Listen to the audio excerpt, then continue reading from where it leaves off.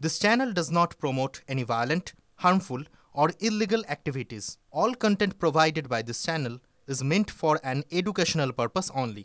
তৃণমূল কাউন্সিলরের বাধা, থমকে স্বাস্থ্য দপ্তরের প্রকল্প, থমকে ডিএনডে হোমিওপ্যাথি মেডিকেলের দ্বিতীয় ক্যাম্পাসের কাজ, শাসক নেতার বাধা, ট্যাংরার কনভেন্ট লেনে আটকে 58 লাখের প্রকল্প, তৃণমূল কাউন্সিলর ও এমআইসি স্বপন সমাদ্দারের বিরুদ্ধে অসহযোগিতার অভিযোগ, কাউন্সিলর অনুগামীদের বাধায় বন্ধ কাজ, অভিযোগ অধ্যক্ষের, স্বাস্থ্য ভবনের দরবার হোমিওপ্যাথি মেডিকেল কলেজ কর্তৃপক্ষের, অভিযোগ সরাসরি অস্বীকার মেয়র পরিষদ স্বপন সমাদ্দারের, স্থানীয় শিশু উদ্যান ও নিকাশি পরিকাঠামো নিয়ে স্থানীয়দের উদ্বেগের কথা মাথায় রেখেই সিদ্ধান্ত, সাফাই মেয়র পরিষদের।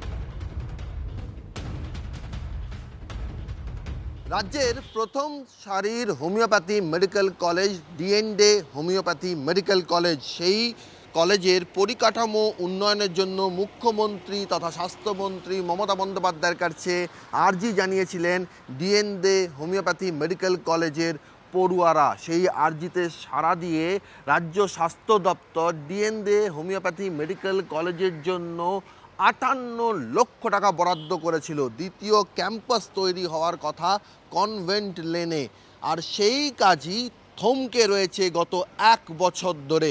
বিরোধীদের জন্য নয়, সেই কাজ থমকে থাকার কারণ হিসেবে ডিএনডে হোমিওপ্যাথি মেডিকেল কলেজ কর্তৃপক্ষ কাঠগড়ায় তুলেছেন শাসক দলের কাউন্সিলর তথা এমআইসি স্বপন সমাদ্দারকে। অভিযোগ, তার অনুগামীরা স্বপন সমাদ্দারের নির্দেশে এই প্রকল্পের বাস্তবায়নের পথে বাধা হয়ে দাঁড়িয়েছেন। একবার নয়, 3বার প্রকল্পের কাজ আটকে দেওয়া হয়েছে। এই পরিস্থিতিতে পূর্ত বিভাগের অভিযোগকে হাতিয়ার করে স্বাস্থ্য ভবনের দ্বারস্থ হয়েছেন ডিএনডে হোমিওপ্যাথি মেডিকেল কলেজ কর্তৃপক্ষ।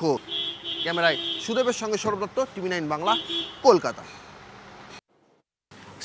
আমাকে পিডব্লিউডি জানায় যে স্থানীয় দুষ্কৃতীরা তারা কাজটাকে বন্ধ করে দিয়েছে।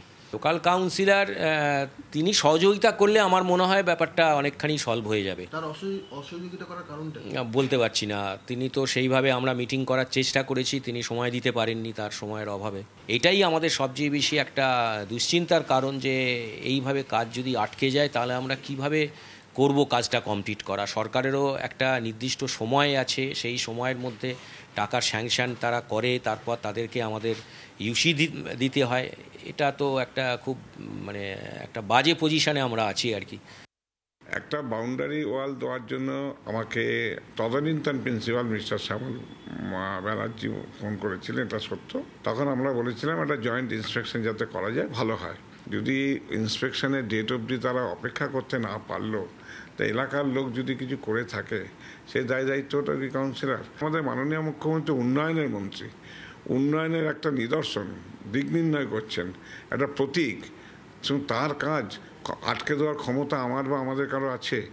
এটা বললাম না, এটা কিছু কিছু ব্যক্তি আছে যারা ব্যক্তিগত স্বার্থে নোংরা রাজনীতি করার জন্য হয়তো লাগছে মনে হয়। আমি আবার বলছি, ক্লাস 10 ও ক্লাস 12 এর পরীক্ষা শেষ, রেজাল্ট আউট। এরপর কি পড়বেন, কোথায় পড়বেন, সুলুক সন্ধান এখন হাতের মুঠোয়। TV9 বাংলা এডুকেশন এক্সপো 2025, কলকাতার সবচেয়ে বড় education expo.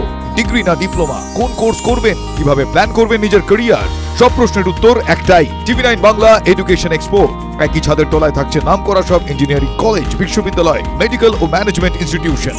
TV9 Bangla education expo 2025, 31 মে ও 1 জুন বোস ইনস্টিটিউটে, কলেজ মোড়, সেক্টর 5, সকাল 10টা থেকে সন্ধ্যে 7টা পর্যন্ত। এন্ট্রি একেবারে ফ্রি।